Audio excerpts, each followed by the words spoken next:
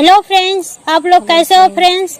मुन्नी house wife YouTube channel में आप लोग का स्वागत है फ्रेंड्स।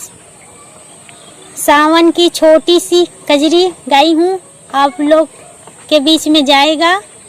आप लोग उसको देखना और मेरे चैनल को सब्सक्राइब कर देना, वीडियो को लाइक कर देना, बने रहना वीडियो में। बाय फ्रेंड्स, तब तक रखती हूँ।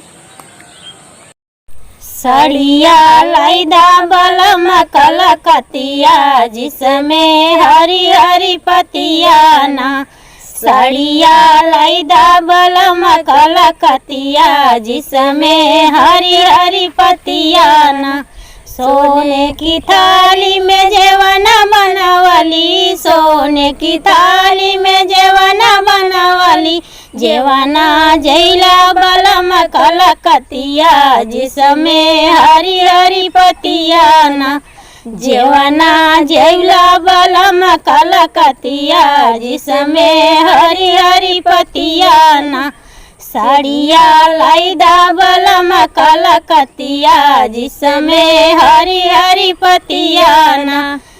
झझर घेड़ू लावा गंगा जल पानी, झझर घेड़ू लावा गंगा जल पानी। घेड़ूला घटिला बलम कलकतिया, जिसमें हरी हरी पतिया ना। घेड़ूला घटिला बलम कलकतिया, जिसमें हरी हरी पतिया ना। साड़िया लाइदा बलम कलकतिया, जिसमें हरी हरी पतिया ना। लौंग इलायची कबीरा जोरवली, लौंग इलायची कबीरवा जोरवली। बीरवा कुचला बलम कलकतिया, जिसमें हरी हरी पतिया ना। बीरवा कुचला बलम कलकतिया, जिसमें हरी हरी पतिया ना।